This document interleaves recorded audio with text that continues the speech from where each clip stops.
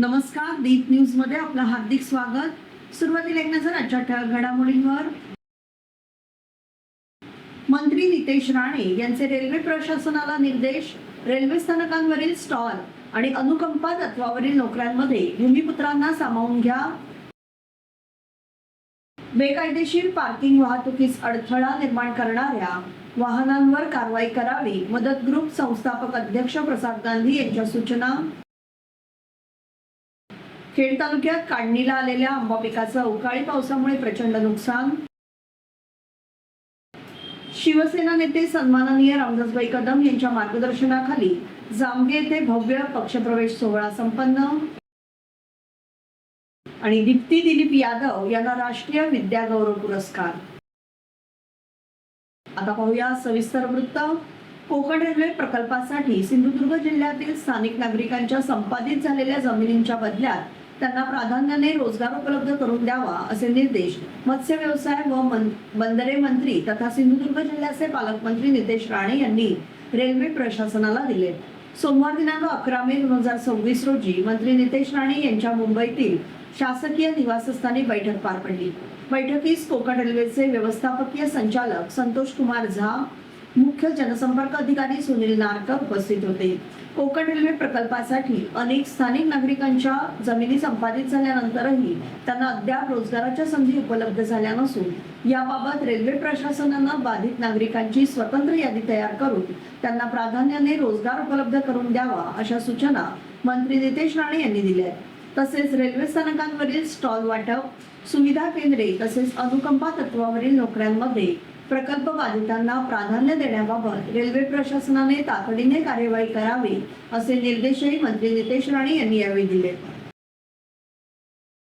मुंबई गोवा महामार्गावरील कशेडी ते खेड, भरणे जाधववाडी ते खोपी फाटा परिसरात बेकायदेशीर पार्किंगवर कारवाई, अपघात प्रवण परिस्थिती, सूचना फलक व बस थांबा उभारणीबाबत तातडीने कारवाई करण्याबाबत खेडमधील मदत ग्रुपचे संस्थापक अध्यक्ष प्रसाद गांधी यांनी एका पत्राद्वारे रत्नागिरी जिल्हा अधीक्षक, उप अधीक्षक, खेड पोलीस ठाणे, राष्ट्रीय महामार्ग प्राधिकरण, महाराष्ट्र राज्य रस्ते विकास महामंडळ, सार्वजनिक बांधकाम विभाग रत्नागिरी, जिल्हाधिकारी रत्नागिरी, खेड तहसीलदार, वाहतूक पोलीस विभाग कशेडी आणि रत्नागिरी यांना 11 मे 2026 रोजी पत्र दिले आहे। मुंबई गोवा महामार्गावरील कशेडीसह भरणे जाधववाडी ते खोपी फाटा या परिसरात मोठ्या प्रमाणात वाहने रस्त्याच्या कडेला बेकायदेशीररित्या उभी केली जात आहेत। विशेषतः रात्रीच्या वेळेस ही वाहनं कोणतेही इंडिकेटर, रिफ्लेक्टर किंवा आवश्यक सुरक्षा व्यवस्था न ठेवता पार्क केली जात असल्यामुळे वाहतुकीस गंभीर अडथळा निर्माण होतोय। वाहन चालकांना धोका निर्माण झाला असून अंदाजे 10 ते 15 अपघात घडले। भविष्यात आणखी मोठी दुर्घटना होण्याची शक्यता नाकारता येत नाही। नागरिकांच्या सुरक्षिततेच्या दृष्टीने ही अत्यंत गंभीर आणि चिंताजनक बाब आहे। अपघात प्रवण ठिकाणी रिफ्लेक्टर, ब्लिंकर, सिग्नल आणि इतर आवश्यक सुरक्षा उपाययोजना करण्यात याव्यात। संबंधित परिसरात नियमित तपासणी आणि विशेष मोहीम राबवण्यात यावी आणि खोपी फाटा ते भरणे जाधववाडी परिसरात तातडीने अधिकृत हायवे बस थांबा उभारण्यात यावा आदी सूचना यावेळी केल्या आहेत।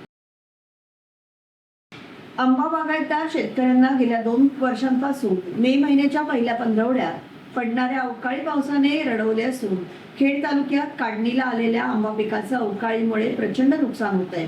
खेड तालुक्यात शेतकऱ्यांनी जलकुंडातून पाणी पुरवठा देऊन जगवलेले आंबा पीक वादळी अवकाळीमुळे झाडावरून तुटून आपटल्याने पिकण्यापूर्वीच नासण्यास सुरुवात झाली आहे। खाडीपट्टा भागातील शेतकऱ्यांनी आंबा बागायती शेती करण्यास गेल्या 5-7 वर्षांपासून सुरुवात केली आहे। या बागायती शेतीसाठी आंब्याच्या रोपांना पाणी पुरवठा कमी पडू नये म्हणून जलकुंडांची योजना शेतकऱ्यांनी आपापल्या शेतामध्ये केली असून उंचावरील जलकुंडामुळे डोंगर उतारावरील आंब्याच्या कलमी रोपांच्या मुळांना पाणी मिळून भर उन्हाळ्यामध्ये रोपे करपून जाण्यापासून वाचविण्यात आंबा बागायतदार शेतकऱ्यांना यश आलंय। खेड तालुका आंब्याचं माहेरघर समजलं जातं। खेड तालुक्यातील आंबा बागायतदार शेतकऱ्यांनी या जलकुंडाच्या उपयुक्ततेद्वारे आंबा पिकाची जोपासनाही व्यवस्थित केली आहे। मात्र गेल्या वर्षीप्रमाणे यंदाही मे महिन्याच्या पहिल्या पंधरवड्यात तब्बल 2 ते 3 वेळा वादळी अवकाळी पाऊस पडल्याने आंब्याचं पीक झाडावरून तुटून जमिनीवर आपटल्याने पिकवण्याआधीच आडीत ठेवल्यानंतर नासण्याचे प्रमाण वाढले। हिंदुहृदय सम्राट वंदनीय बाळासाहेब ठाकरे यांच्या विचारांचे वारसदार महाराष्ट्राचे लाडके उपमुख्यमंत्री नामदार एकनाथजी शिंदे यांच्या कार्यप्रणालीवर विश्वास ठेवून आणि शिवसेना नेते सन्माननीय रामदासभाई कदम यांच्या मार्गदर्शनाखाली जामगे येथे भव्य पक्षप्रवेश सोहळा संपन्न झाला। या प्रसंगी सोनगाव माटवाडी पश्चिम विभाग येथील शिवसेना, उबाठा आणि राष्ट्रवादी काँग्रेसमधील अनेक कार्यकर्त्यांनी जाहीर प्रवेश केला।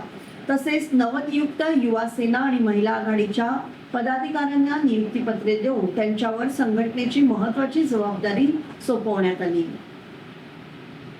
नूतन पदाधिकाऱ्यांचे आणि कार्यकर्त्यांचे पक्षात स्वागत करून पुढील वाटचालीस शुभेच्छा देण्यात आल्या।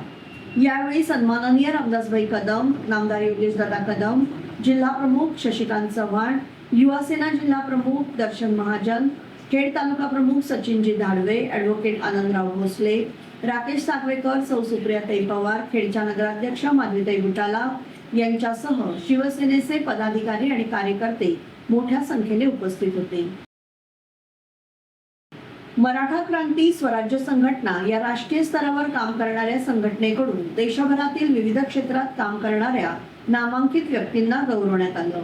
या अंतर्गत शिक्षण क्षेत्रात आपल्या आदर्श कामाने ठसा उमटवणाऱ्या खेड तालुक्यातील माणी नंबर 1 शाळेमध्ये पदवीधर शिक्षिका म्हणून काम करणाऱ्या व साहित्य क्षेत्रामध्ये विविध पुरस्कार मिळवणाऱ्या नावाजलेल्या कवयित्री, त्याचप्रमाणे आदर्शवत काम करणाऱ्या शिक्षिका दीप्ती दिलीप यादव यांना मराठा क्रांती स्वराज्य संघटनेचे राष्ट्रीय संस्थापक अध्यक्ष सदानंदराव भोसले यांच्या प्रमुख उपस्थितीत खेडच्या नगराध्यक्षा सौ माधवीताई बुटाला यांच्या हस्ते पुरस्कार बिसगड साई मंदिर येथे प्रदान करण्यात आला।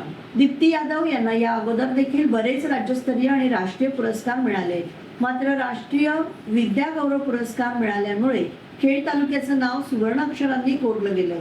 दीप्ती यादव यांना मिळालेल्या या प्रतिष्ठेच्या पुरस्कारामुळे त्यांचं जिल्हाभरातून अभिनंदन होत आहे। जामगे येथील ग्रामदैवत श्री कोटेश्वरी मानाई देवीच्या वर्धापन दिन सोहळ्यानिमित्त गृहराज्यमंत्री योगेशदादा कदम यांनी मंदिरात जाऊन देवीचं दर्शन घेतलं। या प्रसंगी शिवसेना नेते रामदासभाई कदम देखील उपस्थित होते। देवीची विधिवत पूजा करून सर्वांना सुख समृद्धी लाभो अशी प्रार्थना योगेशदादा कदम यांनी करून ग्रामस्थांशी संवाद साधला।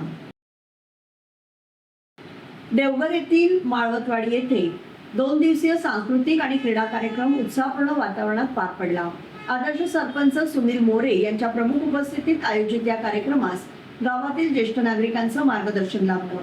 तसेच पुणे, मुंबई आणि ठाणे येथून आलेल्या चाकरमान्यांनी मोठ्या संख्येने उपस्थिती दर्शवून कार्यक्रमाची शोभा वाढवली। कार्यक्रमाच्या पहिल्या दिवशी महिलांसाठी संगीत खुर्ची स्पर्धेचं आयोजन करण्यात आलं होतं। लहान मुलांनी गाणी आणि नृत्य सादर करून उपस्थितांची मनं जिंकली। यानंतर पुरुषांसाठी क्रिकेट स्पर्धा घेण्यात आली असून गावातील युवक आणि पुरुषांनी उत्स्फूर्त सहभाग नोंदवला। दुसऱ्या दिवशी सकाळी गावातील विहिरीची पूजा करण्यात आली, तसेच भजन कार्यक्रमाचं आयोजन करण्यात आलं। त्यानंतर विविध स्पर्धांमधील विजेत्यांचा बक्षीस वितरण सोहळा पार पडला। तसेच सर्व लहान मुलांना भेटवस्तू म्हणून ड्रॉइंग किटचं वाटप करण्यात आलं। यावेळी गावातील 75 वर्षांवरील ज्येष्ठ नागरिकांना शाल, श्रीफळ आणि छत्री देऊन सन्मान करण्यात आला। कार्यक्रमाच्या शेवटी सर्व ग्रामस्थांनी एकत्र भोजनाचा आस्वाद घेत सामाजिक ऐक्याचा संदेश दिला। संपूर्ण कार्यक्रम उत्साहपूर्ण आणि आनंदी वातावरणात संपन्न झाला। जामगे येथील श्री कोटेश्वरी मानाई देवी वर्धापन दिन सोहळा निमित्त 11 मे 2026 रोजी सायंकाळी 7 वाजता महिलांसाठी खेळ पैठणीचा सन्मान नारी शक्तीचा या कार्यक्रमाचं आयोजन करण्यात आलं होतं। यावेळी महिलांसाठी पैठणीची लयलूट करण्यात आली। महिलांनी या कार्यक्रमासाठी उत्स्फूर्त प्रतिसाद दिला। या कार्यक्रमाचं सूत्रसंचालन किशोर सावंत यांनी केलं। या कार्यक्रमाचं औचित्य साधून खेडची सुकन्या आणि टीव्ही 9ची अँकर श्वेता वडके हिचा सन्माननीय रामदासभाई कदम यांच्या पत्नी ज्योतिकाकी कदम यांच्या हस्ते सत्कार करण्यात आला। यावेळी सौ अनिताबाई कदम, सौ अश्विनी वडके यांच्यासह महिला मोठ्या संख्येने उपस्थित होत्या। महाराष्ट्र राज्याचे माजी पर्यावरण मंत्री, शिवसेना नेते सन्माननीय रामदासभाई कदम यांच्या मार्गदर्शनाने उद्योग मंत्री आणि रत्नागिरी जिल्ह्याचे पालकमंत्री नामदार उदयजित सामंत, तसेच महाराष्ट्र राज्याचे गृहराज्यमंत्री सन्माननीय योगेशदादा कदम यांच्या प्रयत्नातून मंजूर झालेल्या नळपाणी योजनेच्या पाईपलाईन कामाचा शुभारंभ झाला।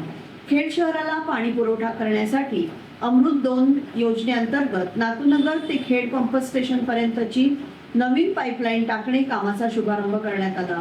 यावेळी नगराध्यक्ष सौ माधवीताई बुटाला, शहर प्रमुख कुंदनजी सातपुते, पाणी पुरवठा सभापती उपनगराध्यक्ष सतीशजी चिकणे, शिवसेना गटनेते निकेतन पाटणे, नगरसेवक भूषण चिखले, नगरसेवक स्वप्नील सैतवडेकर, नगरसेविका संजनाताई कुडाळकर, इंजिनियर श्री लोहार, जाधव आणि बांदिवडेकर इतर नागरिक उपस्थित होते। जिल्ह्यात जनगणना 2027चं काम सुरू झालंय।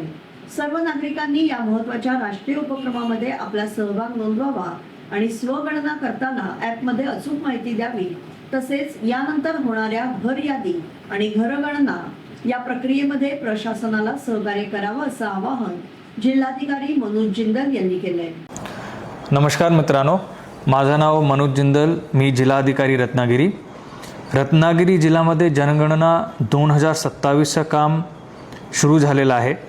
याच्यासाठी आपल्या जिल्ह्यामध्ये जवळपास 2791 प्रगणक गट आणि त्यांचे सुमारे 3085 प्रगणक व पर्यवेक्षक कर्मचारी आपण कार्यरत केलेले आहे। आपण जे जनगणना करतो आहे त्याच्यात 2 टप्प्यामध्ये त्याच्यात पार पडणार। याच्यामध्ये 1 मे ते 15 मे ह्या दरम्यान स्वगणना म्हणजे सेल्फ इन्युमरेशनची प्रक्रिया आपण राबवणार आहे आणि 16 मे ते 14 जून या दरम्यान आपण प्रत्यक्ष घरयादी व घरगणना इन्युमरेशन हाऊस इन्युमरेशनचं काम करणार आहे। आता एक महत्त्वाची जी गोष्ट आहे, यावर्षी आपण जनगणनाचं पूर्ण काम डिजिटल स्वरूपाने करतोय।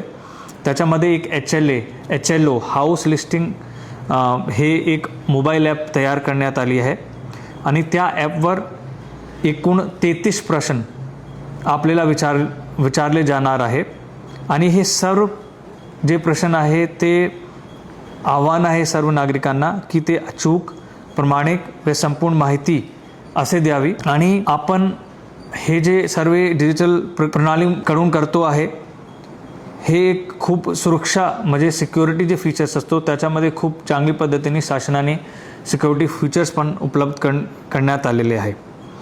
मी रत्नागिरी जिल्ह्याचे सर्व नागरिकांचे मनापासून आवाहन करतो की आपण या महत्त्वाचे राष्ट्र उपक्रमामध्ये आपला एक सहभाग नोंदवावे आणि याच्यामध्ये अचूक माहिती सेल्फ इन्युमरेशन करताना आपले ॲपमध्ये किंवा वेबसाईटमध्ये जेव्हा आपण जाऊन करतात तेव्हा द्यावे आणि पुढे जे आपली घरयादी आणि घरगणना याची प्रक्रिया होणार त्याच्यामध्ये सहकार प्रशासनाला द्यावे। धन्यवाद।